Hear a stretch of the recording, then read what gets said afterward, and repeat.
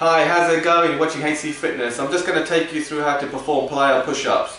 You can do this in an incline position, you can do it in a straight flat on the ground, or you can do it in a decline position. We're going to go with an incline position on the Smith machine, and that's how we're going to demonstrate how to perform these plyo push-ups. First thing you need to do is set the bar just where you feel like how you want to keep your intensity level of a push-up. And the form now. So this is the biggest part. We need to work on the form. So you're actually targeting right into the chest muscles or the tricep muscles, whether if you're doing a close grip push-up or you're doing a wide grip push-up. Okay, what you want to do is you want to kind of first align your body completely, so you got yourself completely straight from your heels through your buttocks all the way up to your shoulders. You want to have a nice straight line through there, keeping a neutral position right through there at all times when you're pushing up and coming down.